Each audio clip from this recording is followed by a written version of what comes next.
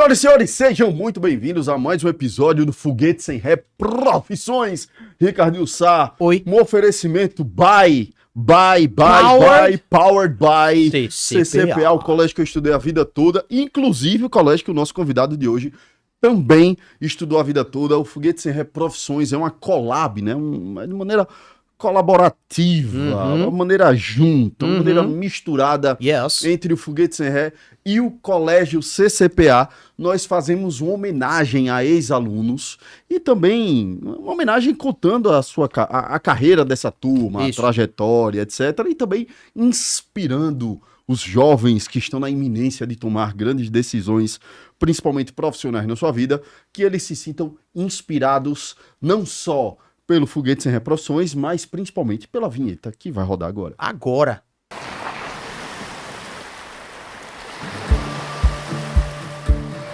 Eu sou feliz. Feliz por ter conhecido um mundo maior do que eu imaginava. Feliz por ter conquistado meu lugar na vida de pessoas. Sou feliz por fazer parte de uma família linda, em poder ter prazer, realização e sucesso na carreira que escolhi. Eu sou feliz. Sou feliz porque fui preparada para isso. Porque se preocuparam com os meus sonhos, os meus desejos. Porque souberam perceber meus talentos, minhas aspirações e o potencial que tinha para a vida. Minha base foi formada por quem se preocupava comigo e não me tratava como número, para que eu fosse dona do meu futuro. CCPA. Somos donos do nosso futuro. Salve, turma! Estamos de volta. Isso aí é o que a gente teve que falar pro nosso convidado umas 3 vezes já. Ele está um pouco nervoso. Tá um pouco nervoso. Agora, turma, o episódio de hoje também vai ensinar umas técnicas de persuasão, tá? Mas antes de mais nada, aconselho você que está nos assistindo e você que está nos ouvindo a ler esse QR Code ou clicar no link que está na descrição desse áudio. Do vídeo, rapaz. Não. Você tá falando do pessoal do Spotify. Porra, campeão. Porra, champs. Porra, champs. Parece que eu não aprendi nada ainda, né? Porra, bicho. Como é? Porra, bicho. Ai, a piada interna. Piada interna total. Nicolas Matos, meu amigo de fé, meu irmão, camarada também. Porra, bicho. Porra, velho. Porra, velho. Vamos dar esse cortezinho pra ele. Turma.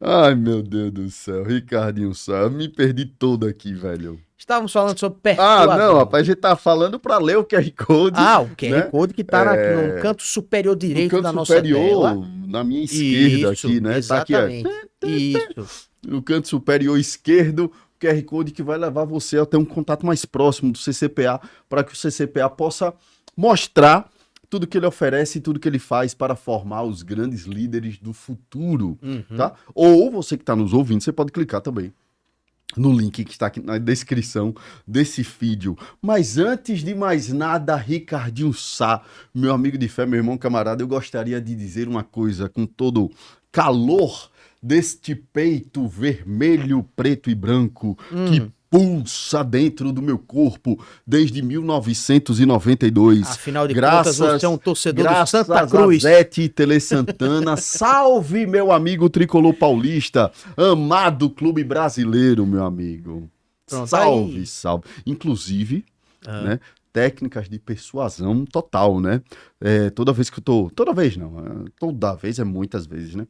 Mas na grande, sei lá, de 5 vezes que eu vou deixar os meninos no colégio, 3... eu coloco eu fiz uma playlist, né, com as músicas do São Paulo, né? E aí eu coloco pra tocar e fica aqui, ó, né?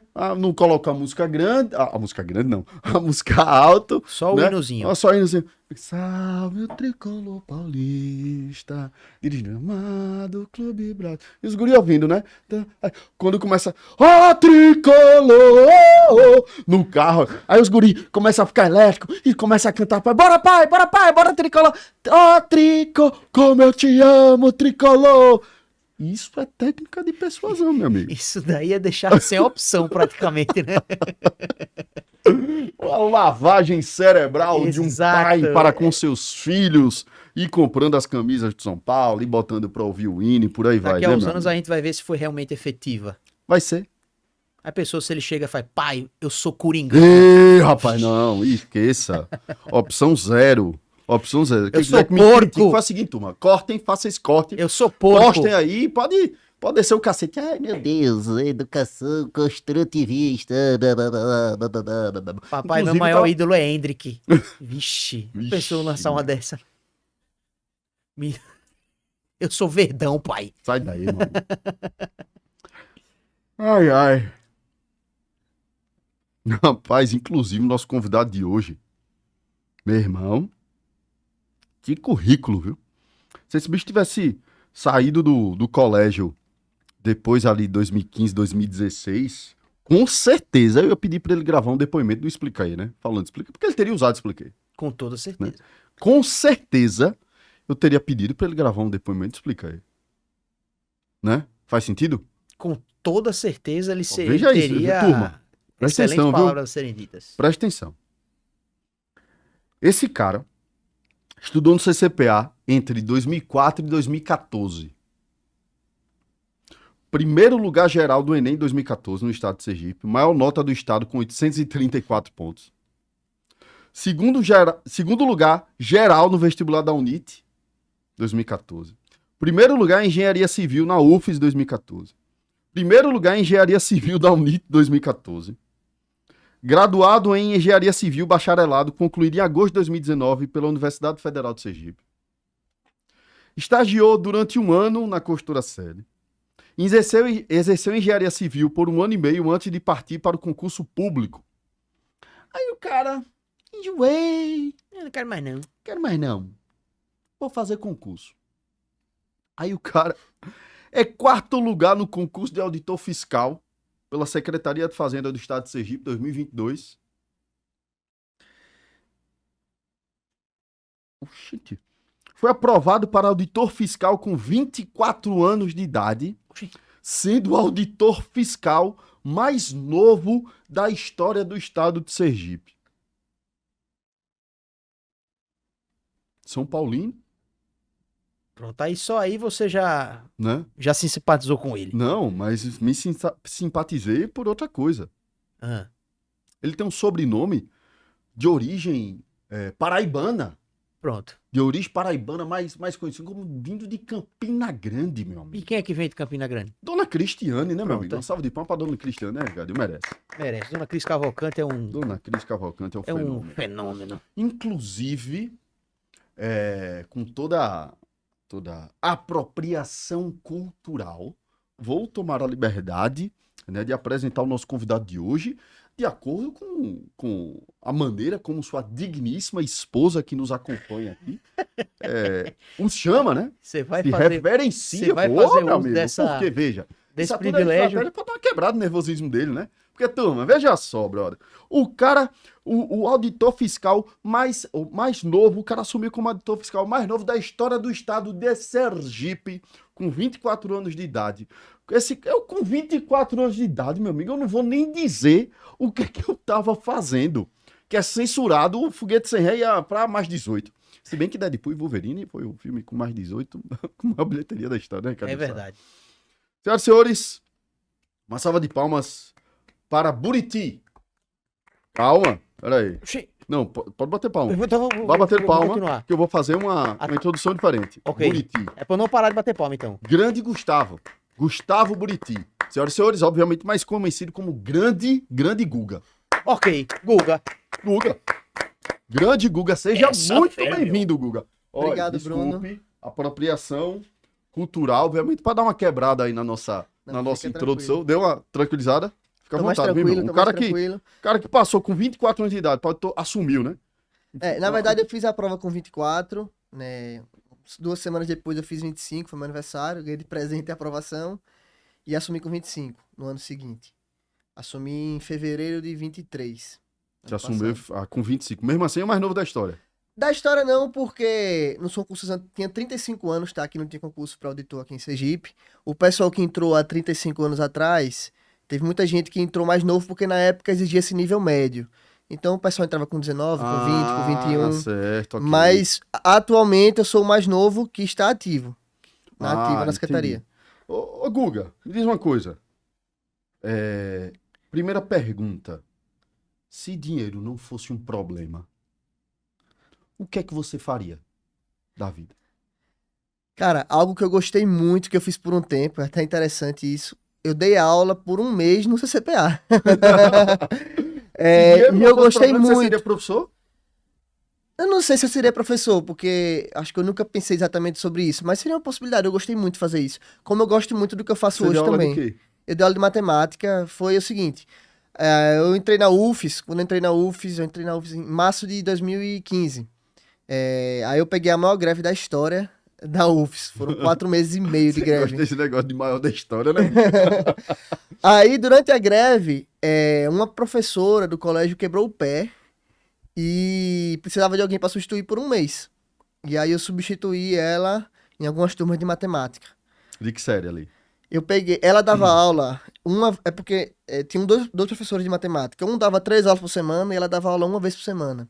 Então eu peguei 15 turmas, uma vez por semana cada uma. 6º, 7º, 8º ano, ABCDE. Aí foram, que é o antigo 5ª, 7ª série, né? Ah, sim, certo. Você lembra qual foi os assuntos que você deu? É porque variava, assim, alguns começavam a ensinar a somar fração, a diminuir fração, outros ensinavam a primeira equação de primeiro grau, esse tipo de coisa, isso é o que eu mais me lembro. Matemática era o que você tem tesão mesmo, assim? É a matéria que eu mais tenho facilidade, digamos assim, que eu mais gostava, sempre foi matemática, física, química, né? Cara, e aí me diz uma coisa. É correto pensar que... Posso estar perguntando a maior besteira da face da Terra. Mas você entrou em engenharia civil, Certo. né? E aí você resolveu virar concurseiro. Você passou quanto tempo ali estudando? Olha, trabalhando e estudando, eu fiquei acho que uns 8 meses. E depois aí eu saí do trabalho e mais um ano só... Não, foi o contrário. Fiquei um ano trabalhando e estudando e uns 8 meses só estudando. Me demiti pra reta final, né? Porque Posso você até já falar mirou sobre esse isso. concurso? Não, hoje em dia, geralmente, a gente estuda, quem estuda para concurso, estuda por área, né? Até interessante, Ah, entendi. porque eu tava até, quando eu fui convidado, eu até tava pensando em casa, meu Deus, a maioria da pessoa que vem é mais com a pegada de iniciativa privada, empreendedor, mas é bom também que de vez em quando apareça alguém para mostrar as outras opções, né? Sim, Até para os com alunos certeza. que estão aí assistindo, né? Sim, com certeza. Então, hoje é normal você estudar por área. Então, por exemplo, você estuda para a área fiscal, que é a área do auditor fiscal. Então, você pode virar auditor fiscal em Sergipe, na Bahia, da Receita Federal, no município de São Paulo, no município do Rio. Geralmente, as grandes capitais, não, todas as capitais e grandes cidades, os estados e a Receita Federal são concursos muito bons, todos esses. Então, você estuda para a área e o que sair você faz, né? Eu tive a bênção de Deus, a sorte, né, de sair aqui em casa, mas eu poderia ter passado no Mato Grosso, no Espírito Santo, no Pará, onde fosse, e ido para outro estado, né? E ser o auditor... Então, Desculpa. você estuda para essa área, porque os concursos estaduais e municipais são semelhantes. Então, algumas matérias mais específicas, tipo uma legislação específica, você estuda de reta final, mas você tem uma base geral das matérias, de 80% que caem todos, você já tem uma base grande para você pegar a parte específica ali quando sai um edital. Foi isso que você fez? Foi isso que eu fiz, de certa forma. Eu fiquei o primeiro ano aí fazendo uma base. Então, o que cai para auditor, geralmente? Cai direito. Então, cai direito civil, penal, empresarial, constitucional, administrativo e tributário, geralmente. E cai matérias de contabilidade também. Contabilidade geral, contabilidade de custos. Cai algumas outras matérias. Português, matemática. Geralmente cai de 15 a 20 matérias no concurso para auditor, né? Aí cai legislação específica de ICMS, de PVA, de TCMD, se for estadual, por exemplo, se for municipal, ISS, TBI, IPTU, se for federal, imposto de renda, IPI, e eu esqueci o outro. Rapaz, você esqueceu, Guga? Não, a gente pode esquecer. Então, assim, você estuda para uma área, e quando sai um edital, geralmente quando sai edital, em 3 meses tem uma prova. Aí nesses 3 meses faz um pós-edital direcionado para aquela prova. Ah, entendi. Ô, velho, mas me diga uma coisa, você não veio da área de direito e etc. Como foi isso? Quem vem da área de engenharia aprende a... Muitos engenheiros conseguem ser generalistas, entendeu? Hoje a gente vê muito isso. A gente vê muito engenheiro indo para trabalhar com ciência de dados, em bancos. Bancos grandes vão atrás de engenheiros. Engenheiros trabalham não só com engenharia, mas com outras coisas também. Na faculdade de engenharia, a principal coisa que a gente aprende é a raciocinar. A raciocinar logicamente, principalmente. E aprender a aprender. Então, para você passar numa prova de mecânica dos fluidos, para você passar numa prova de isostática, em provas difíceis de engenharia, você tem que aprender a aprender. Então, você aprende a estudar. E estudar matérias diferentes é um pouco diferente, mas não tanto. Sabe? Quando você aprende a estudar, aprende a aprender, você consegue estudar qualquer coisa, eu acredito. E como é que é aprender a aprender? Hein, Carinho? O que é isso de aprender a Bom, aprender? Será que eu sei aprender? Tinha uma matéria chamada Metodologia Científica na Universidade Tiradentes, que foi onde eu me formei, que a gente aprendia a estudar. Agora, aprender a aprender, eu acho que talvez sejam outros 500. Juro que eu tô curioso, pô. Aguardo os ensinamentos de Buriti. A gente aprende a aprender como a gente aprende qualquer coisa na vida, tentando, treinando. Então, eu gosto de falar isso também. Quando você começa a estudar para um concurso, para um vestibular, alguma coisa, muitas vezes você gasta os primeiros meses, a sua maior dificuldade não é o conteúdo em si, mas é criar uma metodologia de estudo que se adeque a você. Então, é você saber como você funciona, como você aprende. O jeito de eu estudar não é o jeito de você estudar. Claro que, no geral, existem algumas regras. Um estudo ativo, em geral, é muito melhor do que um estudo passivo. O que é um estudo ativo? É, por exemplo, fazer questões em que você está ativamente com aquele material. Um estudo passivo é você ler. Você abrir um livro e começar a ler. Você está sendo... Ou ouvir uma videoaula. Você está sendo passivo. E ativo é quando você, por exemplo, faz uma questão ou faz um flashcard, né, usa o Anki ou algo assim, você está sendo um estudo ativo. Então, existem algumas regras gerais, que o estudo ativo, geralmente, ele é mais eficaz que o estudo passivo, mas tem coisas que são de pessoa para pessoa. Por exemplo, eu gosto de estudar com um cronograma de horário. De 2 às 3 eu vou estudar isso, de 3 às 4 eu vou estudar aquilo. Eu me adaptei assim. Tem gente que não gosta de estudar o que está afim. Já estou afim de estudar química. Aí o cara vai estudar química. Hoje eu estou afim de estudar física. O cara vai estudar física. Então, cada um tem seu jeito, né? Eu gostava de ter um cronograma. Sempre fui assim, né? Tem uma personalidade mais metódica um pouco. Isso tem a ver com tipos de inteligência, cognitivismo? Eu acho que tem a ver assim? Tem a ver com personalidade. Eu acho também, sabe? Como eu falei, eu tenho uma personalidade mais metódica, digamos assim. E isso entra em várias áreas da minha vida, Deu né? pra notar. No jeito que eu me relaciono com minha família, Deu pra notar aquele... no jeito que eu me relaciono Ser com bem minha metódico. esposa e no jeito que eu estudo, que eu trabalho, né? Então, pra mim, se eu tiver algo mais rígido, mais vamos dizer, calculado de alguma forma, eu me sinto melhor, eu me sinto mais seguro de que eu tô fazendo algo com método. Mas tem Certo. pessoas que não suportam ter esse tipo de inflexibilidade, digamos assim, ou rigidez. Tem gente que não funciona assim. Então, minha irmã, por exemplo, quando ela estuda, minha irmã sempre foi uma ótima aluna, e minha irmã gosta de estudar meio que o que ela tá afim naquele dia. E funciona para ela também. Então, não tem regra, entendeu? Mas você tem que ir se conhecendo. E no processo você vai se conhecendo. Os primeiros meses de estudo para um concurso, para um vestibular, o que for, é para você aprender como você vai aprender, como você vai estudar. E aí você pega um jeito, pega um método que funciona para você e você insiste nele, até você ir evoluindo. Entendi. Ô, Guga, me diz uma coisa. Já peguei o Google, já foi. O que é que um auditor fiscal faz? O auditor fiscal, a finalidade fim dele é o que ninguém gosta, né? A cobrança de impostos e tributos. Então, a atividade mais fim do auditor seria essa. Mas dentro da Secretaria da Fazenda, você pode fazer outras coisas também. Eu não trabalho hoje com fiscalização de empresas. Posso vir a trabalhar no futuro. Hoje eu trabalho na área administrativa lá dentro. Então, eu sou assessor da subsecretária de Governança e Transformação Digital. Então... Porra, que massa! E aí, dentro da nossa subsecretaria, existem algumas superintendências. Superintendência de Administração, de Contratos e Execução Financeira, de TI, a Superintendência de Planejamento e de Gestão de Pessoas. Essas 5 superintendências estão dentro dessa subsecretaria. E eu ajudo minha chefe a gerenciar essa subsecretaria, né? Então, hoje eu faço isso. Então, hoje eu não trabalho na fiscalização.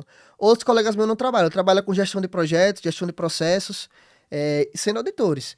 Mas a grande maioria trabalha com fiscalização em si, né? Dos 3 principais impostos estaduais. Você falou que essa subsecretaria é o quê? De inovação? É governança e transformação digital. A gente chama de SUGT. Por que transformação digital? Transformação digital porque a gente acredita que hoje o setor público ele não pode ser aquele setor público de antigamente. Que você chegava, pegava uma fila, alguém lhe atendia com mau humor, carimbarra seu papel e mandava você para casa. A gente entende que a gente tem que se transformar de dentro para fora. Então, o digital hoje nos transforma. Então, hoje a gente tem um contato com o contribuinte pelas redes sociais. Hoje a gente tem um contato com o contribuinte por agendamentos online. Hoje a gente tem vários sistemas dentro da Secretaria da Fazenda para fazer fiscalização de malhas fiscais, de gerenciamento de despesas do Estado. E tudo isso é uma transformação digital para que o setor público seja mais moderno e atenda melhor as pessoas. Mais efetivo. Mais efetivo também. A gente busca sempre essa efetividade, né? Não é fácil e a gente tem buscado melhorar. Principalmente o pessoal que entra mais novo, a gente não quer que o setor público continue com essa fama que infelizmente ele tem hoje em muitos lugares, né? Gustavo, velho, mas vamos lá. Essa reflexão é uma reflexão geral dessa turma nova que tá entrando, que tá mudando, né? Existe uma mudança de geração, obviamente, nessas cadeiras, né? Como é que esse choque, assim, geracional lá dentro? Imagina, lá foram 35 anos quase sem concurso. Então, assim, o auditor mais novo, que não foi do meu concurso, tem 54, 55 anos de idade. Eita, impacto da porra, então, véio. Até a véspera da gente entrar, o auditor mais novo de Sergipe teria 53, 54, mais novo. Isso é o mais novo, não é a média de idade. A média de idade era de 60 para cima. Então, assim, mas por incrível que pareça, a gente tem um relacionamento muito bom, sabe? Eu acho que os dois lados tiveram mérito nisso. O pessoal que já estava há mais tempo abriu as portas para uma geração nova e o pessoal novo soube respeitar as características da geração de antes, as qualidades e os pontos que eles tinham a melhorar também. Os que eles não têm costume, talvez partes mais computacionais, digitais, e as qualidades deles. A experiência que ele tem, eu vou demorar muito a ter. Sim. Então, a gente meio que se recebeu bem, né? E o relacionamento lá é bom, cara. Por incrível que pareça, para algumas pessoas é muito bom. Claro que sempre tem uma pessoa ou outra que não se dá com um com o outro, mas no geral a gente se dá muito bem, né? A geração mais antiga e a geração mais nova. Agora, como foi esse lance de você tomar uma decisão, de você sair de uma área, né? Você se formou em engenharia civil, você começou a trabalhar na construtora, e como foi essa viradinha de chave, assim, dessa decisão? O que foi que aconteceu? Cara, eu posso lhe dar 2 respostas. Vou dar a primeira mais simples e depois uma mais elaborada. A mais simples é que eu não me adaptei a ser engenheiro e o mercado não era bom. Bom financeiramente. Financeiramente. Claro que existe espaço pra gente boa em todo lugar. Você já entrevistou engenheiros aqui que são muito bem sucedidos. Mas o mercado, pra mim, não estava me dando, né? E aí é onde entra na resposta mais complexa. Eu tava lendo um livro esses dias, que acho que você já deve ter ouvido falar, chama Hábitos Atômicos, esse livro. Já. E esse livro, ele fala um pouco sobre... Em um dos capítulos dele, ele fala sobre uma analogia entre Michael Phelps, que todo mundo sabe quem é, e um corredor, que pouca gente sabe quem é, chamado El Gueroge, enfim, não sei, ele é da Marrocos. E o que acontece? Michael Phelps, ele tem 1,94. E esse corredor, ele corria provas de fundistas, né, meio fundo, prova de 1.500, 5.000 metros. Ele tinha 1,76. Mas o que é que Michael Phelps com 1,94 e esse corredor marroquino com 1,76 tinham em comum? Eles usavam a calça do mesmo tamanho. O que significa isso? Da cintura aos pés, eles tinham a mesma altura. Só que Phelps, da cintura para cima, era 18 centímetros maior que ele. O que acontece? O corpo de Phelps é perfeito para natação. Porque ele tem pernas curtas, mas ele tem um torso muito grande. E o corpo desse corredor, ele é perfeito para correr. Porque ele tem pernas longas em relação ao corpo. Ele tem um corpo leve, mas com pernas muito longas. Então, assim, é como se cada um já nasceu com de certa forma, uma predisposição, vamos dizer, genética, em que ele tinha mais facilidade para uma coisa e mais dificuldade para outra. É esse corredor aí. Então é o seguinte, se esse cidadão aí tentasse ser nadador, ele podia talvez ser muito disciplinado e ser um bom nadador para a região dele, mas talvez ele nunca fosse um atleta olímpico. E tanto o Phelps quanto ele foram ouro olímpico, Phelps várias vezes, né? Ele 2, e recordistas mundiais. Então, se ele tentasse ser nadador, talvez ele não conseguisse. E se Phelps tentasse ser corredor, por mais disciplinado que ele fosse, talvez ele não conseguisse. Porque um corredor de 94 para provas de longa distância praticamente não tem. Então, olha Phelps aí. Então, o que acontece? Eles usaram uma predisposição que eles tinham e usaram isso a favor dele, junto com disciplina e treino, né? E trabalho. Então, assim, eu acho que na vida a gente pode sonhar com o que a gente quiser. Se a gente tem um sonho, a gente tem que ir atrás. Mas, às vezes, quando a gente vai atrás de algo que a gente tem mais facilidade, a gente coloca a chance a nosso favor. A gente não tem garantia de nada na vida. Eu não tinha garantia que eu ia passar nesse concurso. Eu sou sincero a você, eu não me acho mais inteligente do que os outros. Porque, eu sou mais inteligente do que meus colegas que estudaram. Eu fui em primeiro lugar no Enem, eu era o aluno de 2014 mais inteligente do estado. Não me acho.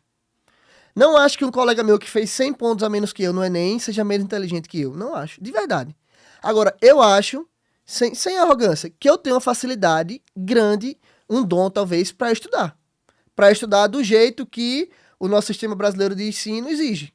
Que pode não ser o melhor jeito, talvez realmente não seja, que supervaloriza algumas habilidades e não valoriza outras, mas é o jogo que existe, né? A gente joga o jogo que nos colocam. E dentro desse jogo, eu sou favorecido. Então, eu fiz essa analogia porque eu acho que eu tenho uma facilidade grande para estudar. E quando eu fui para o mercado de engenharia, essa facilidade esse dom que eu tinha não existia lá.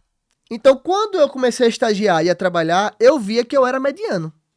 E para mim, isso era estranho, porque eu me acostumei de criança e de adolescente a ser destaque. Então, na sala, eu era um dos alunos mais inteligentes, porque eu tirava maiores notas, como se isso fosse só dizer o que é inteligência, né? Mas eu sempre era um dos melhores, o melhor, um dos melhores, o melhor. Quando eu fui pro mercado de trabalho, eu era mediano. Por quê? Porque talvez essa predisposição genética, podemos chamar assim, uma facilidade, um dom de Deus ou o que for, que você queira chamar, que eu tinha dentro de uma sala de aula de 4 paredes com o professor apontando pro quadro e mandando fazer uma prova no dia seguinte, ali eu tinha. Ali eu tava como o Phelps na piscina ou como esse cara na prova de meio fundo. Mas quando eu fui pra engenharia, era o contrário, era Phelps correndo e o cara nadando. Entendeu? Eu não era abaixo da média, mas eu também não era acima. Então eu acho que em algum momento eu percebi, cara, eu vou fazer o que eu sou bom. Por que eu vou tentar marretar em algo que eu não tenho uma paixão tão grande? Se eu de fato fosse muito apaixonado por engenharia, mesmo que eu não tivesse talvez uma predisposição, algo assim, eu poderia com disciplina ser um ótimo engenheiro. Mas eu não tinha essa paixão toda, sabe? Então eu pensei assim, cara, eu vou fazer o que eu sou bom. Se na minha vida eu sou bom em estudar, o que é que o estudo valoriza? Muito, por exemplo, a faculdade de medicina, que é uma profissão que existe uma valorização financeira, ou concurso público. Como eu já tinha feito engenharia, eu não queria encarar mais um ano ou 2 estudando para o Enem, mais 6 anos de medicina. Eu fui bem pragmática, eu vou fazer concurso. O que tinha, engenheiro não pode fazer concurso de juiz, de promotor e procurador. O melhor concurso que o engenheiro pode fazer é diretor fiscal. E foi assim que eu cheguei. Sendo bem sincero, eu podia contar uma história bonita aqui, dizer a você que eu sempre me inspirei, quis cobrar imposto das pessoas, mas não é verdade. Então eu acho assim que eu acho que foi mais ou menos isso. Por exemplo, eu sou bem baixo, eu tenho 1,65. Se você me ajudar na hora de medir, eu ainda chego em 1,65, se você for bonzinho com a treina. Então, imagina se eu tivesse um sonho de jogador de basquete. E eu vou ser, e eu tentasse me disciplinar ao máximo, não, é meu sonho. Mas, cara, será que Deus me criou pra isso com 1,65? Entendeu? Então, às vezes, eu acho que o esforço e a disciplina são muito importantes, sim. Porque, como eu disse, eu tinha muitos colegas na minha turma que eram tão inteligentes quanto eu pra estudar. E eu tinha outros que eram tão disciplinados quanto eu pra estudar. Mas eu tinha poucos que eram tão inteligentes e tão disciplinados quanto eu ao mesmo tempo. Eu tinha uns que eram outros eram outro, mas poucos são os dois ao mesmo tempo. Então, quando eu juntei os dois, eu consegui me diferenciar. Eu imagino que foi isso. Então, não é só ter um dom e não é só ter esforço. Eu acho que quando você junta os dois, fica mais fácil. Lembra muito a questão Cristiano Ronaldo e Messi, né? Porque Cristiano Ronaldo, os especialistas, né, o pessoal que comenta sobre, Cristiano Ronaldo é a personificação da disciplina e o talento. Messi já é diferente. Messi, ele usa mais o talento dele, mas não parece ter a disciplina que Cristiano Ronaldo tem, porque é o que se fala mais sobre a disciplina de Cristiano Ronaldo, né? E aí eu lembrei desse negócio agora, me veio à cabeça. Eu acho que, assim, isso não vale só para questões físicas, mas também mentais. A chave é a gente direcionar o nosso esforço para o que tanto a gente se empolgue, quanto a gente tem uma habilidade. Eu acho que quando a gente encontra algo que a gente se empolga, porque para mim estudar não era um martírio, tá? Também não daria certo se fosse um martírio. Também não era tão bom quanto ver, eu amo estudar, igual ver o Netflix. Não. Mas eu curtia de certa forma, ok. E eu tinha uma habilidade. Então eu acho que quando eu juntei isso, deu certo. É isso. Que a palavra disciplina para um moleque que tá se preparando para o vestibular todos sabem que tem que ter a disciplina de todo dia você pegar alguma coisa, mas para ter de fato essa disciplina é um desafio, velho. É um desafio. Bicho, estou embasbacado. Primeiro, que profundidade psicológica, tudo que você falou agora. Segundo, que maturidade. Terceiro, que autoconhecimento valoroso que você tem, meu amigo. Parabéns, Obrigado. De coração, velho. Confesso a você que ultimamente, numa geração tão frágil, né? Uma geração tão frágil, com tanta gente repassando a culpa e tanta gente medíocre no sentido de mediano, como você citou tão bem, é muito difícil encontrar uma pessoa com tamanha profundidade consciente, psicologicamente falando, uma pessoa com tanta maturidade e principalmente com tanto autoconhecimento. Obrigado. Você tá ali, sendo engenheiro, trabalhando, quer queira, quer não, numa empresa almejada por muitas pessoas, né, da área. Na verdade, eu estagiei na CELI e depois eu trabalhei no Estado, como engenheiro. Eu não cheguei a ser efetivado na CELI, não. Não, mas quer queira, quer não... Tive experiência lá. Teve uma boa experiência em lugares renomados, né? E você ter o autoconhecimento e esse poder de autoanálise para se entender e saber supervalorizar e superdimensionar suas potencialidades, meu amigo, eu vou fazer um paralelo comigo. Cara, eu comecei a empreender, eu tinha 16 anos, certo? Eu sempre soube que eu era muito bom nisso. Só que na minha cabeça, eu sempre fui bom em criar, em produto, em vendas, em marketing, em criar coisas novas, em me relacionar com as pessoas, em motivar as pessoas, em liderar pessoas e tal. E durante muito tempo da minha vida, eu foquei em não usar minhas potencialidades, mas tentar suprir um gap que eu tinha, que é na parte financeira, administrativa, de gestão, burocracia, barará, dadadá. E, velho, eu vou te dizer, eu comecei a tomar consciência de olhar mais para as minhas potencialidades e me conectar às pessoas que suprissem as minhas deficiências, para que juntos a gente começasse a construir coisas grandes. Velho, jura, você tem 4 anos, 5 anos. Ou seja, eu tenho 39, botei com 34, né? Você com 27, 26 anos, você passou, tem quantos anos? 3? Eu passei 2? com 24, né? Com 3 anos aí, pô, 10 anos mais novo que eu, meu amigo. Ô, velho, me diz uma coisa, você disse que o concurso para auditor fiscal era o melhor concurso que você poderia fazer sendo engenheiro. Certo? Mas você tendo esse autoconhecimento e sabendo potencializar o que você tinha de potente, você poderia muito bem ter estudado direito, sei lá, Sim. para o seu leque de possibilidades dentro da carreira pública, dentro do concurso público, se ampliar de maneira gigante, assim. Por que você não seguiu esse caminho? Olha, eu acredito que eu não tava afim de fazer mais, sendo direto, eu não tava afim de fazer 5 anos de faculdade antes disso. E nem Sim. tô hoje, porque eu poderia fazer isso hoje, né? Assim, um juiz, qualquer juiz, promotor, procurador, defensor público, qualquer um desses vai ter uma remuneração maior, não tanto assim, mas um pouco maior do que um auditor. E talvez vai trabalhar no órgão com mais estrutura, porque eu trabalho para o executivo e o judiciário e as funções essenciais da justiça sempre tem uma estrutura física e de pessoal um pouco melhor do que o executivo. Tem mais folga orçamentária para isso, né?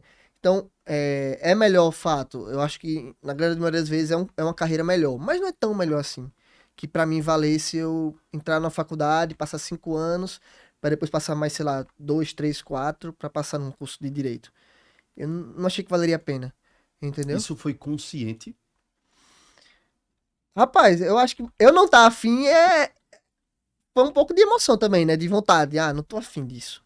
Mas pensando hoje, eu penso, hoje é consciente, porque eu poderia hoje entrar na faculdade de Direito, mais 5 anos e fazer, né? E tentar. Mas eu não tô afim de pagar o preço que eu paguei. É duro, cara. É pau. Olha, eu posso falar porque eu fiz os dois. Eu posso falar.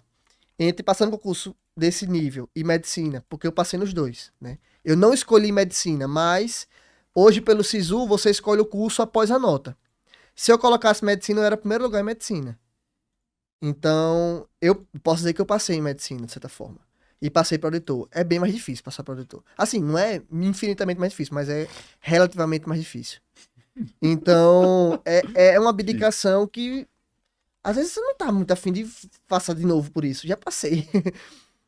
Quer curtir a vida, né? Não vai fazer Cara, muita diferença. é complicado. Em 2 anos eu estudei quase 3 mil horas líquidas. E como é que você sabe? Porque eu marcava no aplicativo. Você começa a estudar, você dá play. A galera faz signo, hein, isso. bicho? Cara, eu não Você acredito, acredita? eu não acredito muito nisso, mas eu sou Ares. Que é Eu também não vou ser limite, eu vou dizer que nada, só tô registrando aí pra dona Gabi Lobo fazer o levantamento do brother, né, velho? Da ascendência dele, pegar a data de Não, aniversário provavelmente alguém diria que ele é de virgem, né? eu não sei. A questão da eu método descobri. do Você acredita método. que eu descobri que eu tenho ascendência em virgem? Por quê? Hã? Não descobri mesmo. Ah, que Lê você botou com no chat calma GPT, aquele né? negócio do chat GPT, sou sagitariano com lua e virgem. Ué. Né? Agora Hoje em lê dia, toda a Bruno. metodologia, tô aqui retinho aqui no microfone. Hoje em dia, os estudos para concurso assim é algo meio profissionalizado, de certa forma. Com certeza. Com Então, certeza. você hoje trabalha com métrica, você trabalha com cronograma, você trabalha com planejamento, Gestão. com gestão, e eu fazia tudo isso. Então, eu começava a estudar, eu dava um play, eu parava pra ir no banheiro, eu dava um pause. Aí eu voltava a estudar, eu dava um play, parava pra almoçar, eu dava um pause. Então é assim que eu sei. Eu tenho no aplicativo aqui, se eu olhar hoje, quantas horas eu estudei de cada matéria. Eu tenho. Quantas horas de contabilidade, quantas horas de direito tributário, quantas horas de legislação. Eu tenho isso aqui tudo no celular. E não quero nem olhar pra isso mais, mas tá aqui. Então Mas é mais ou tirar menos um isso. print, imprimir e fazer um quadrozinho, né não, bicho? É uma boa ideia, quem sabe. Mas é isso. Como eu falei, eu não me acho, de verdade, eu não acho que o cara que é um empreendedor, eu sou mais inteligente que ele, porque ele tentou fazer um concurso, talvez, e não passou, e aí foi empreender, e hoje ele tem uma grande empresa, ele pode ser mais inteligente que eu. O que é inteligência? É difícil também de se medir isso, né? Um cara tem inteligência, um atleta tem inteligência espacial muito grande, que eu não tenho. Uma inteligência motora que eu não tenho. Agora, o que o sistema brasileiro de ensino exige, eu tenho, digamos assim, né? Eu tenho um pouco de dificuldade em relação a outras pessoas em aprender novos idiomas, por exemplo. Mas matemática, física, química, pra mim é a coisa mais fácil do mundo. Tipo assim, eu fui não tirar 10 pela primeira vez em matemática no 8º ano. 6º ano eu tirei 10 em todas, 7º ano eu tirei 10 em todas, aí no 8º ano eu tirei tipo 9. Ai, meu Deus, tirei 9. Porque pra mim era assim, não entenda com arrogância, por favor, mas pra mim era ridículo de fácil. Veja. Eu tô achando isso incrível porque você tá demonstrando, cara, a gente tá falando, beleza, concurso, estudo e etc, mas no final das contas a gente tá falando sobre se conhecer, pô. Né? Né? Isso na vida é isso, Se conhecer Uma pessoa que se conhece, ela tem segurança para dizer quem é. Uma pessoa que não tem confiança e segurança para dizer quem é, quem falar dela mesma, é porque não se conhece. Entende? E aí acaba, não sei o quê, ficar com vergonhinha, né, Ricardinho? Não acha não? Concordo demais. Olha que maturidade, Concordo que demais. bicho, velho. E esse processo de autoconhecimento, às vezes, é uma jornada muito longa, né? Tem Pra pessoa... uns Então, que não se permite, porque exatamente, é doloroso. Exatamente. É uma jornada muito longa e, como Esse você falou, processo pode de ser muito autoconhecimento. dolorosa. Eu poderia pedir mais água que eu terminei. Claro, pode, poxa. Com certeza. Outra coisa interessante, se eu puder falar de algo também nessa trajetória que eu achei interessante, foi no momento que eu me demiti. Porque isso foi algo também delicado pra mim. Querendo ou não, eu tinha um emprego que eu era remunerado. Né? Não é a Certo. remuneração que eu tenho hoje, era inferior, mas eu era remunerado. E nunca é fácil você se demitir, você trocar um certo por um duvidoso, de certa forma. Um concurso desse nível é um concurso que você não tem certeza que você vai passar. Você não sabe nem quando você vai passar e nem se você vai passar. Então, na época, eu tirei férias e disse, vou fazer o seguinte, eu vou tirar um mês de férias e vou ficar estudando. Porque eu vou estar estudando sem trabalhar, de certa forma. Eu vou ver se eu me adapto. Porque às vezes a pessoa não se adapta, a pessoa enlouquece dentro de casa o dia todo estudando, né? Então, eu vou ver como é que eu me saio. E depois eu decido. E eu fiquei pensando muito, orando, enfim, conversando. E eu assisti uma live de um cara que tinha feito isso. E ele deu uma reflexão que pra mim tirou minha dúvida. Ele falou o seguinte, olha, pode acontecer 4 coisas com quem faz isso. Você pode largar o emprego e passar, maravilha. Você pode não largar o emprego e passar, maravilha também. Mas, vamos lá, as situações ruins é você largar o emprego e não passar, ou você não largar o emprego e não passar. Se você largar seu emprego e não passar, qual é o prejuízo que você tem? É o prejuízo financeiro daquele período que você ficou sem trabalhar e talvez a dificuldade de voltar para o seu antigo emprego ou algo similar, né? Voltar pro mercado de trabalho. Voltar para o mercado de trabalho. Mas e se você não largar o emprego e não passar? Ele disse, cara, eu morria de medo do e se. Imagina que eu não passei para auditor, que era meu sonho. Cara, e se eu tivesse tentado mais?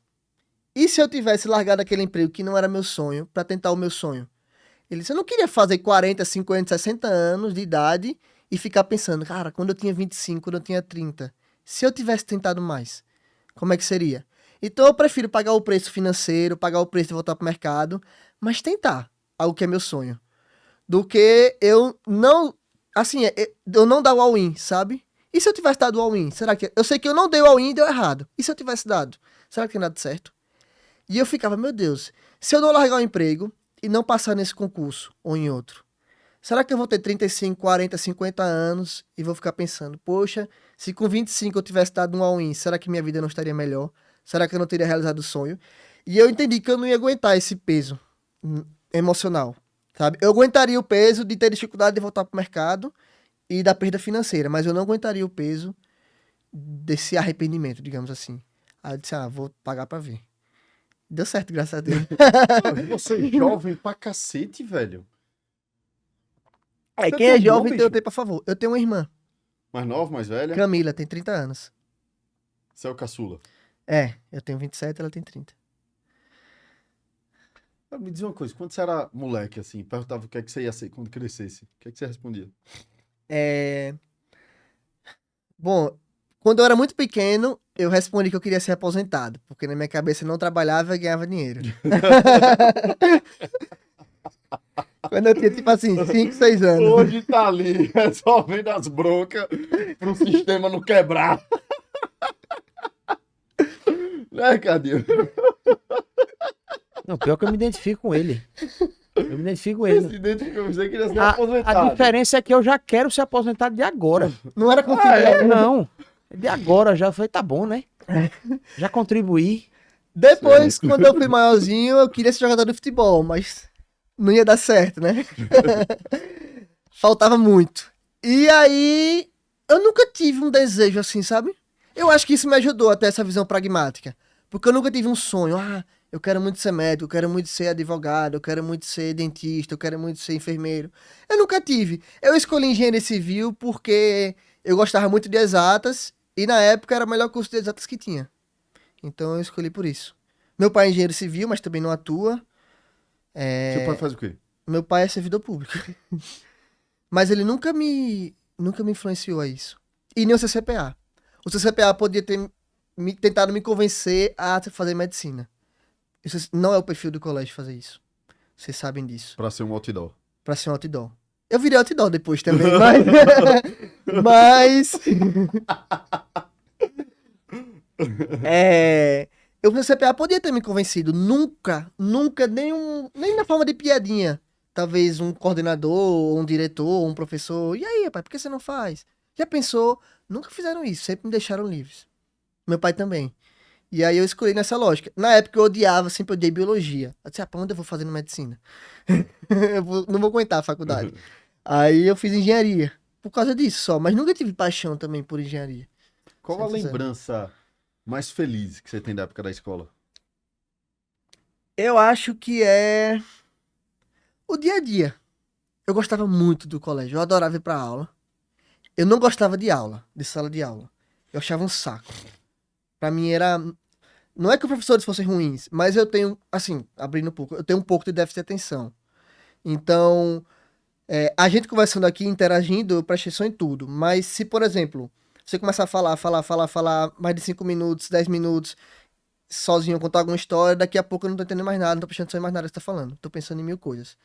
Então, um professor começa a dar aula, se ele contar uma aula muito interativa, parar no quadro, anotar, mandar anotar, eu até consigo acompanhar. Mas se ele ficar só falando, com 5 minutos eu tô pensando, eu não consigo. Tipo assim, eu já tentei muito parar e ficar. Não, eu vou prestar atenção. Com 2 a 5 minutos eu tô pensando em outra coisa já. Eu tenho muita dificuldade. Aí você vai, aí volta, e com 2 minutos eu tô pensando em outra coisa. Então eu tinha muita dificuldade, não gostava de sala, né? Mas eu gostava muito do dia a dia do colégio, das amizades, dos professores, da diretoria, dos coordenadores, todos, eu gostava muito, adorava ir pra aula. Ou adorava ir pro colégio, né? Nessa parte eu me identifico, né? Eu não fui aluno do CCPA, mas nessa parte de ir para o colégio, gostar do lugar, gostar do ambiente, eu me identifico total. Isso ajudava muito no processo. Porque você não tornava o processo de ir até a escola uma coisa ruim. Que às vezes o moleque não gosta do lugar, né? Aí, meu irmão, ele vincula tudo que relaciona a estudo a uma coisa ruim. E quando você tem um ambiente bacana, tudo se torna um pouco mais leve. É verdade. Mesmo que você não goste de estudar. Ô, Guga, me diz uma coisa. Como foi a influência da religião dentro de todo esse processo? Cara, pra mim... Veja só, você falou algo sobre a minha idade. E eu acho que tem tudo a ver com a minha fé, com a minha religião, espiritualidade, como você quiser chamar. Eu me converti com 12 anos de idade e eu frequento a Igreja Verbo da Vida desde então, desde 2009. Tem 15 anos que eu frequento lá. E minha personalidade, meu caráter foi muito moldado lá dentro. Então, dentro da igreja, você não aprende só religião, digamos assim. Você é formado também como cidadão. Então, desde muito novo, eu fui estimulado a formar uma família e, para isso, estudar, trabalhar, respeitar meus pais, respeitar os professores, ter disciplina, ter foco. Então, eu fui muito influenciado pela minha fé para isso também. Então, assim, o que você falou é muito interessante. Uma vez eu conversando com um colega meu, ele me disse, cara, ele tem uns 8 a 10 anos a mais que eu, então ele passou no concurso com 30 e poucos. Ele disse, olha, pra mim, o incrível de você passar não é pela sua idade, é você, nessa idade, ter se submetido ao processo de estudar, de ter responsabilidade, disciplina e passar. Na sua idade, eu só queria tomar cachaça. Ele disse, não, assim, em outras palavras, não é que você é mais inteligente, o que me impressiona é você ter tido essa visão com essa idade. Eu só fui pensar nisso depois dos 30, ele falou, sobre essas coisas, né? Então, eu atribuo isso à Igreja Verbo da Vida e à minha fé, sabe? Porque lá eu aprendi esses valores. Cara, desde sempre, desde criança e adolescente, eles estavam sempre ensinando lá. Olha, é importante você montar uma família bem-sucedida. Para você montar uma família, você precisa ter um emprego. Você precisa sustentar sua casa. Você vai viver de quê? Não na forma de pressão, tá? Mas na forma de ensinamento. Então, para mim, eu sempre pensei, poxa, eu preciso de uma profissão. Eu preciso ser disciplinado, eu preciso estudar, eu preciso trabalhar. Sabe? E para mim isso foi algo natural, fez parte da minha formação. Então, eu aprendi disciplina, esse tipo de coisa lá. Além do seu CPA, além de minha família, pai, mãe, tudo, né? Ninguém é só algo, né? A minha religião fez parte da minha formação, a minha família fez parte da minha formação, o colégio fez parte da minha formação, meus amigos fizeram parte da minha formação. Tudo isso faz quem a gente é. E esse lance de casar cedo, bicho?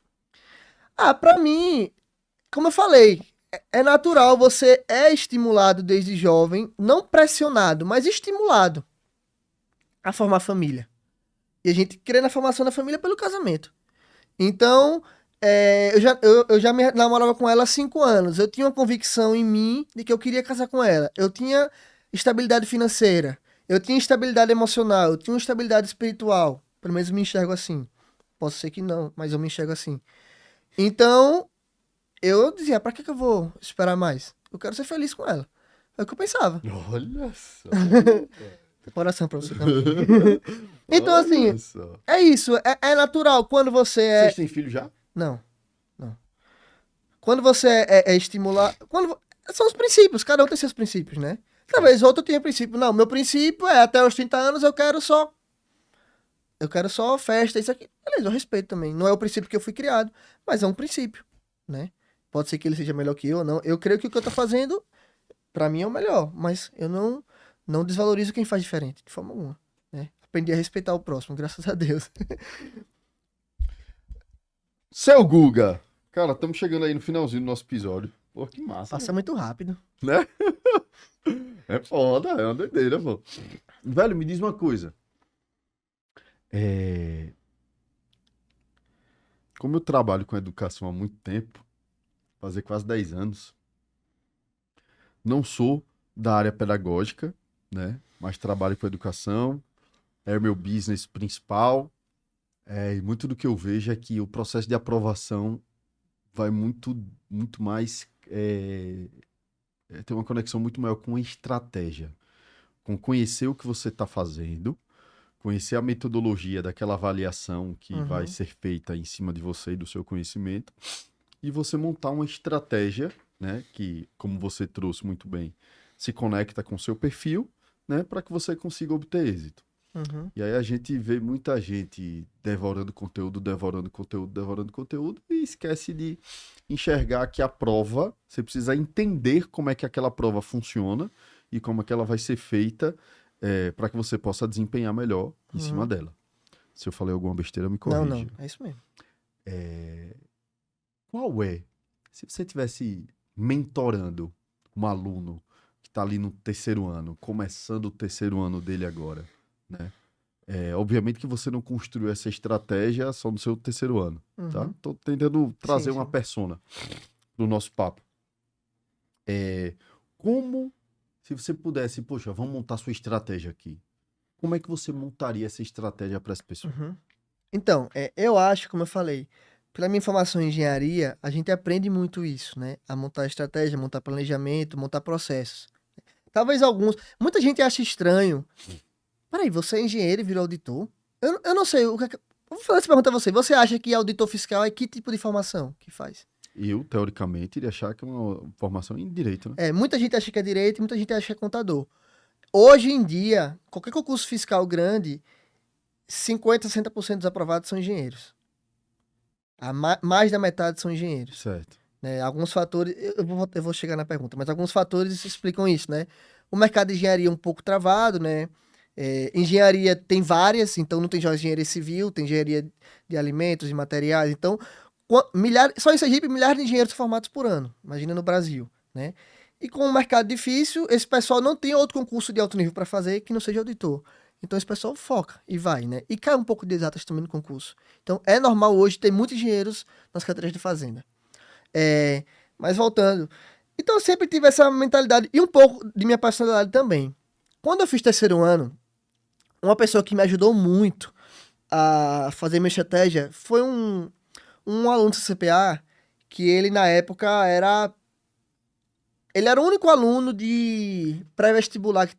Eu não sei dizer, porque o CPA não tinha assistente. Eu acho que ainda não tem hoje em dia, não sei se tem. Não tinha assistente na época. Mas o CPA deixou esse aluno estudar no 3º ano junto com o pessoal, mesmo ele sendo assistente, né? E depois ele passou em medicina. O nome dele é Rodrigo. E Rodrigo me ajudou muito a fazer meu planejamento na época, me deu as primeiras bases.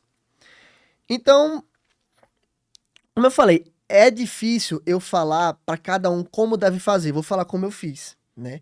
Eu separava meus horários, então eu dizia, poxa, segunda, quarta eu vou estudar de 2 às 3 matemática, de 3 às 4 português.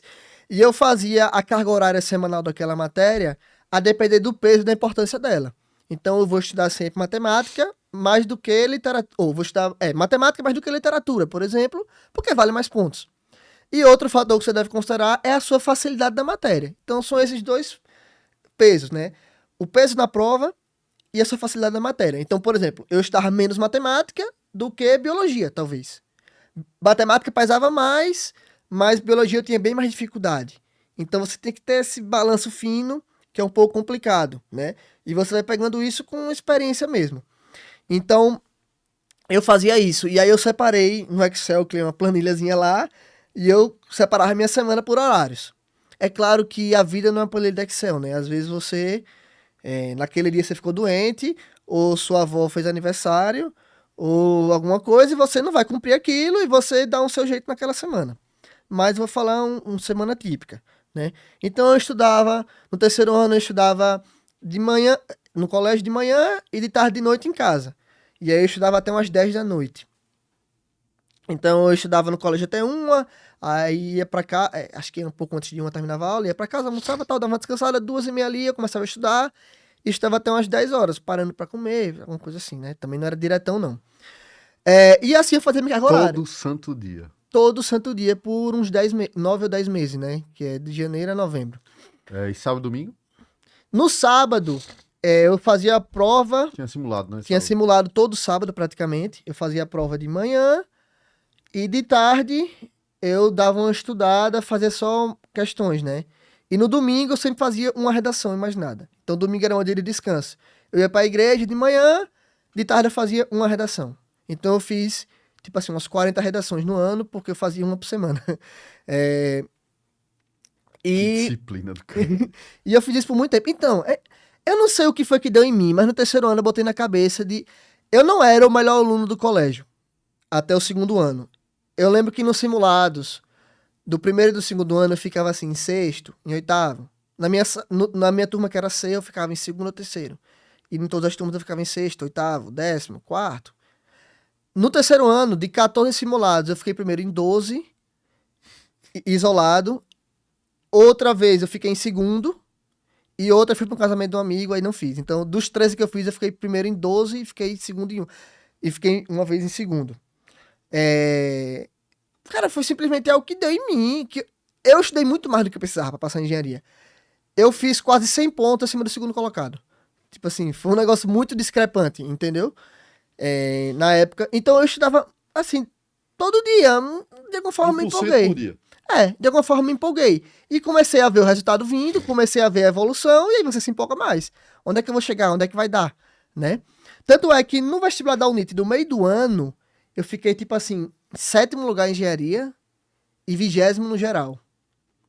E no fim do ano eu fiquei primeiro geral, ou primeiro engenharia, segundo geral. Teve um aluno de segundo ano científico que ficou na minha frente. No vestibular da UNIT. Sempre tem um cara... Esse cara é gênio. Entendeu? Eu não sou gênio, eu acho. eu não vejo assim. Esse cara é gênio. Um cara que é segundo ano científico e pegar primeiro lugar geral na UNIT, pô. Então, quando eu recebi o primeiro lugar da UNIT, foi tipo assim, uns 2, 3 dias depois da prova do Enem. Não, desculpa. A prova do Enem foi em novembro, a da UNIT foi em dezembro. Mas aí eu peguei primeiro lugar na UNIT e segundo geral. Sisu que sai depois, né? Aí eu disse, poxa, eu tô bem. Mas o que aconteceu na época? O vestibular da UNIT, ele foi no mesmo dia da FUVEST, que é o vestibular da USP. Então, muitos alunos de alto nível não tinham feito UNIT. Eles foram fazer FUVEST. E o pessoal de medicina não conseguia competir comigo em nota, porque na UNIT tinha peso, e matemática, física e química davam uma nota muito alta para o aluno no geral. Então, sei lá, o primeiro lugar em medicina fazia 750, o primeiro lugar em engenharia fazia quase 900. Não tinha como você, no geral, ficar na frente. Mas no Enem era peso 1. Hoje tem peso, mas na minha época não tinha. Era peso 1 para tudo. Era só somar tudo e dividir por 5. Então, um aluno de medicina competia igual com engenharia. Mas quando eu vi que eu fui muito bem na UNIT, eita, eu tô bem. Aí, quando saiu o resultado do Enem, eu não acreditei. Eu não me via como o melhor. Não me via. E eu acho que isso de ser o melhor não existe. Se eu tivesse feito a prova 10 vezes, talvez eu ficasse em primeiro lugar geral só uma. Mas foi aquele dia. Aprove a Deus, ao que for. Pra mim foi Deus que me abençoou. Mas foi aquele dia. Se eu tivesse feito outras 9 vezes, eu tinha ficado talvez em terceiro, em quinto, em 12º, em 20º. Mas naquele dia eu fui o primeiro. Então, assim, eu estudei dessa forma, né, montando o cronograma, e algo muito importante, eu preciso falar disso, né, sei que tem um tempo, mas é que eu fiz muitas questões. E pra mim, isso é o mais importante. Eu acho que você tem que ter uma base teórica só até certo ponto. Mas o que faz você passar numa prova assim é macetar a questão. Então, no terceiro ano, eu fiz mais de 10 mil questões. Porque o colégio entregava uns materiaizinhos, né? Para o concurso de editor, eu fiz quase 30 mil questões. Então, você tem que fazer muito, porque, como você falou, a prova não mede quem é mais inteligente. A prova mede quem está mais adaptado à regra do jogo. E a regra do jogo é essa, é marcar um X. Então, talvez você seja mais inteligente que eu, mas eu sei marcar o X melhor que você. Porque eu treinei mais. E você aprende a marcar X marcando X. Como tudo na vida, né? Então, fazendo questão... Então, eu entendo que o estudo teórico, que é ler o livro, o PDF, o que for, ele é só, entenda, um mal necessário, digamos assim, para você ter uma base teórica, para você conseguir fazer questões. Mas é fazendo questões que você vai decolar. Entendeu? As questões vão se repetindo depois com o tempo. Quando você faz questão em grande volume, 10 mil, 20 mil, 30 mil, você começa a ver que o examinador da prova, ele tem um padrão. Ele é a mesma pessoa que faz a prova no passado e no outro, é a que vai fazer esse ano. E o cara não tem essa criatividade toda. Isso. Que massa, Ricardinho. Diferente, né? Exato, diferente, né? Esse sim é valoroso pro moleque que tá no terceiro ano, né, meu irmão? Né? Aquelas dicas práticas que o moleque ele tá assim, bicho, eu preciso. Sedento. E agora, meu amigo, eu preciso que virou aí aprender a tem que aprender. macetar em cima de questão. Eu tenho que aprender a aprender, eu fiquei pensando, cara, vai ser diferente, porque o pessoal que vem muito aqui é mais ligado a empreendedorismo, iniciativa privada, que é maravilhoso. Mas eu entendo que hoje até o servidor público tem que ter essa pegada também, sabe? Eu acho que, assim, pode parecer meio utópico, mas um sonho que eu tenho no serviço público é, no que depender de mim, que a população tenha orgulho do serviço público, que hoje não tem. Talvez tenha mais do que há 10 anos atrás, mas no geral não tem. Claro que eu sozinho não vou fazer muita coisa, mas o que eu puder fazer para que a população tenha um poucozinho mais de orgulho de uma Secretaria de Fazenda ou de outra, eu vou tentar fazer. Que massa. Guga, obrigado, velho. Obrigado demais. Eu que agradeço. Que massa. Show de bola. Eu gosto de gente assim, gente de verdade, né? Eu gosto de gente em cima do muro, meu irmão. Né? Ou seja, quente, ou seja, frio, né, Ricardinho? Morno. Morno nem a pau. Morno é bíblico isso, né? Não sei. Tá na Bíblia. Deus fala, não seja quente nem frio. Ou, seja quente, mas não seja morno, senão eu estou a ponto de vomitar-te. Deus quer que a gente seja quente, de verdade. Turma! Guga, obrigado. Show de bola. Que história massa. Que história inspiradora. Parabéns aí pela profundidade, pela maturidade, pela autenticidade, por se conhecer tão bem. Porra, achei muito massa, velho. Muito massa. Temos que indicar, né, o livro Hábitos Atômicos. Muito bom. Né, para a turma que está nos acompanhando, Ricardinho Sá. Mais um. Estamos aí beirando 100º episódio. Mais de 2 anos de foguetão. Mais uma vez, meu amigo, obrigado a você também. Estamos juntos aí há tanto tempo. Eu posso agradecer? Claro! Um agradecimento? Claro, vô. Eu quero agradecer primeiro a minha esposa, que anda comigo do meu lado, né, em tudo que eu faço, no bom ou no ruim. Agradecer a minha mãe, meu pai, minha irmã, que são minha família mais próxima também. E no que tem CCPA, agradecer muito aos diretores, a Roberta, a Marcos Vinícius, a Jenison, a Leonardo e todos os professores que fizeram parte da minha formação. Eu estudei lá, depois que eu me alfabetizei, eu fui pra lá. E, cara, foi algo assim, vou dar só esse epílogozinho no episódio, né?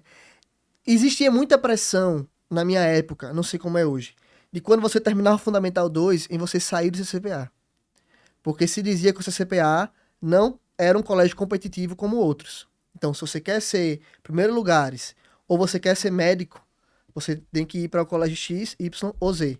E existia um êxodo um pouco. Por exemplo, no 9º ano a turma ia de A, B, C, D. No 1º ano, às vezes era só AB.